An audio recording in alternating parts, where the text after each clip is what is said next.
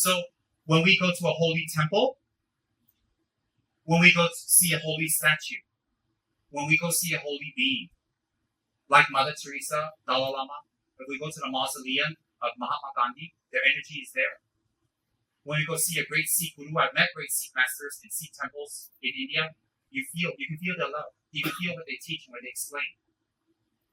I've had wonderful Muslim friends in India. India is great because all the religions are there. Everybody gets along because everybody's exposed to everybody. Everybody knows their people. I've had wonderful Muslim friends that bless me. How do they bless me? They teach me what a real Muslim is. Kindness, compassion, openness. And they taught me something that's what religion is all about. Not the superiority of a religion. No. It's that we all need a way to become better. That's a blessing. I'm not trying to be gracious here. I really mean it. A blessing is a person, a situation that opens our mind to something higher.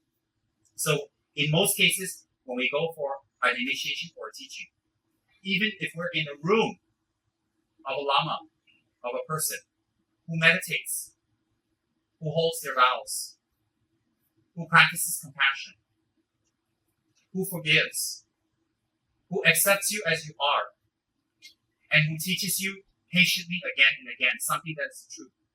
Even being in the presence of such a person in a room, I promise you, will bless you. It's called liberation upon sight.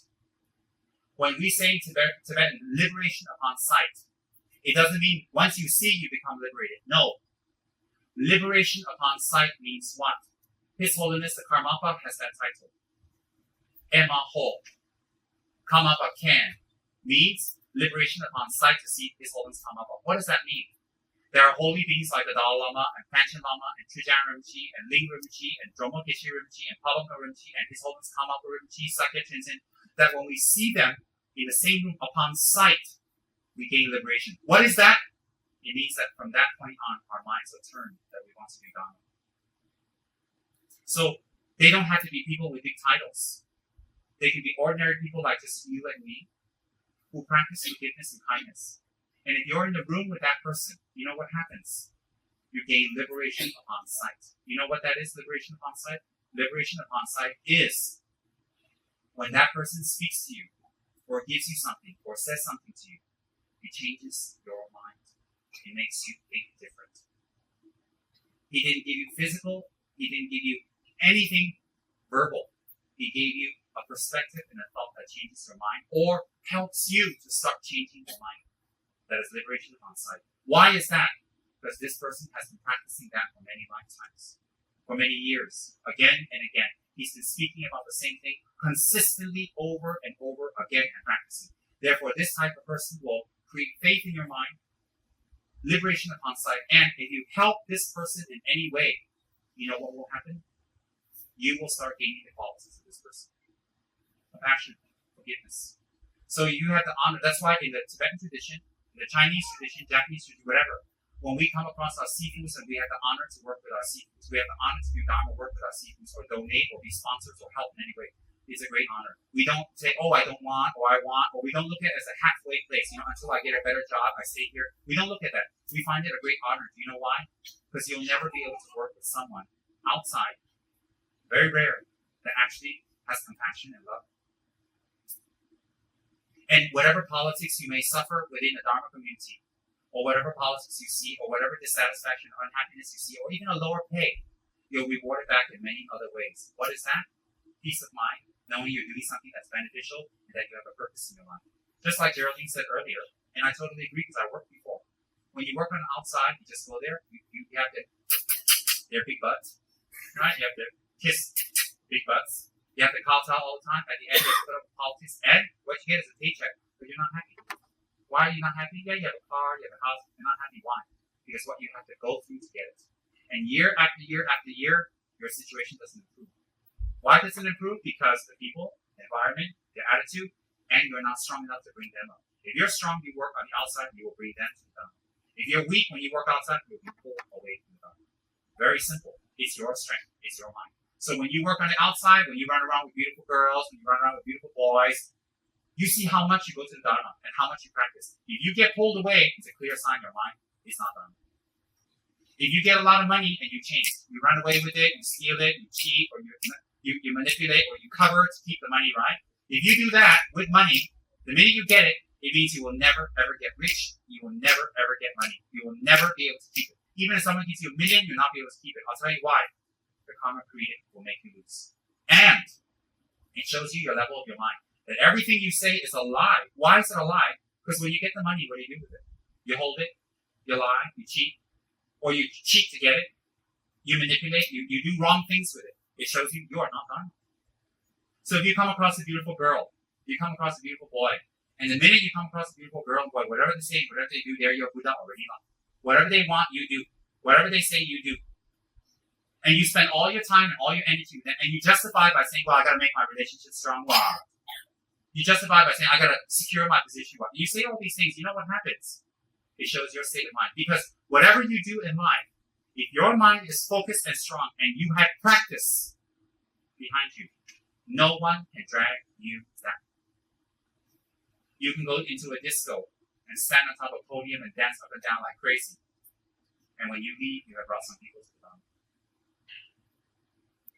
If you are practicing the Dharma, you can walk up and down the street and bring people to the Dharma. No one can drag you down. Wherever you go, you will bring people to the Dharma. If you don't bring them to the Dharma, at least you'll bring them to a neutral point where they don't have negative thoughts about Dharma.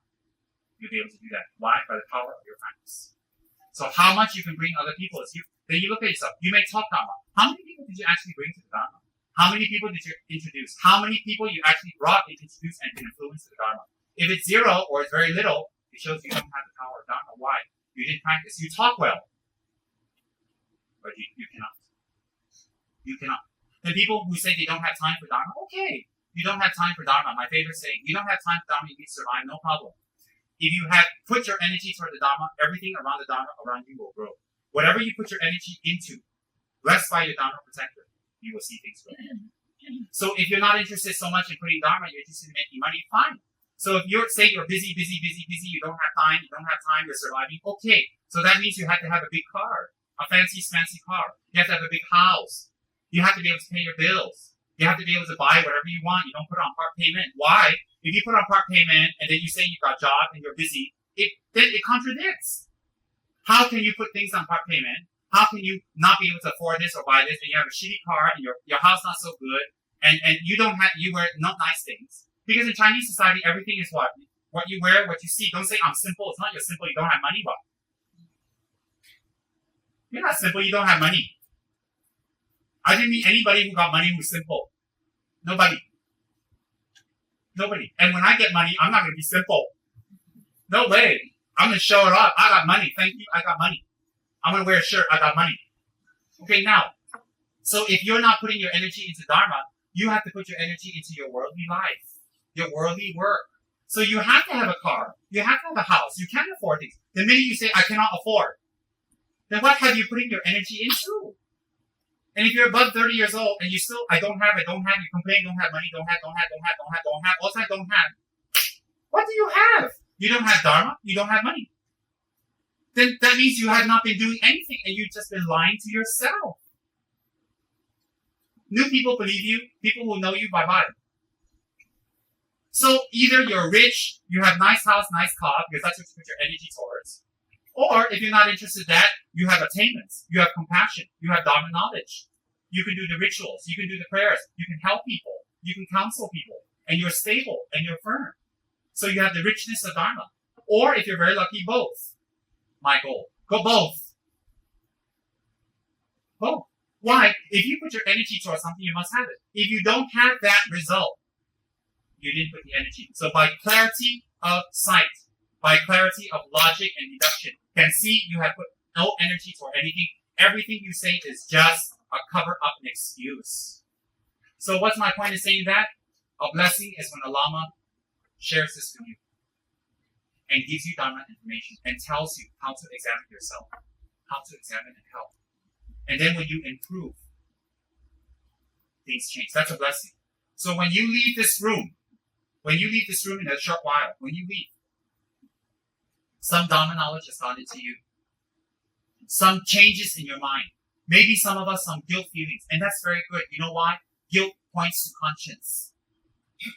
Guilt points to conscience. Uncomfortable feeling points to conscience. And so, when we leave this room, it's shaking our minds a little bit. It's giving us new directions. And some of us fortunate ones will say, I want to do something. I want to learn more. I want to understand more. And some very fortunate ones, actually, the more they listen to Dharma, the happier and happier and happier they become.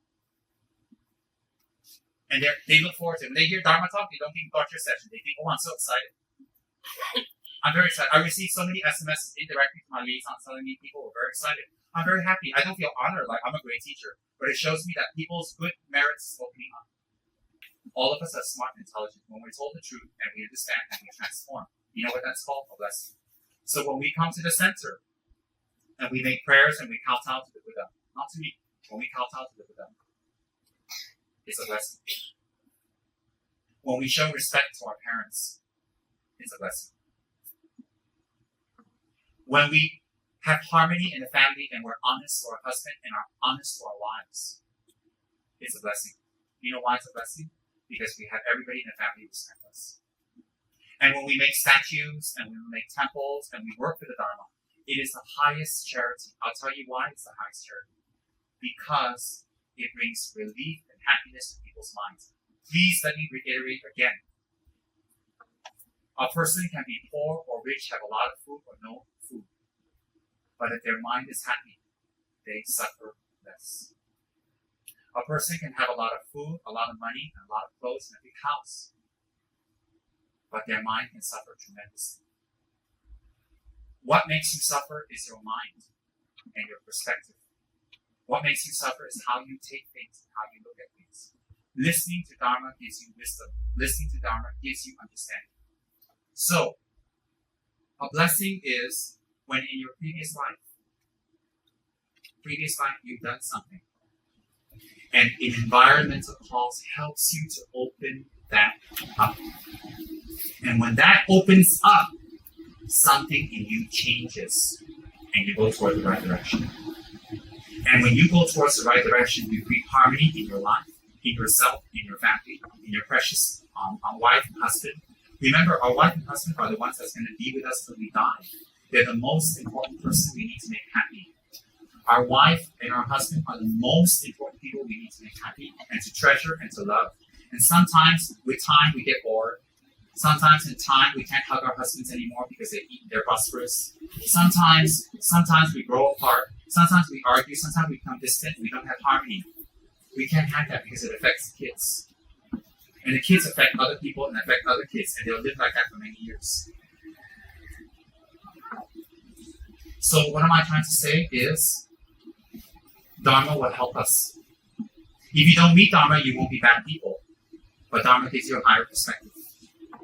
A blessing is when you hear something positive and it changes your mind and it leads it to the right direction. That is a blessing.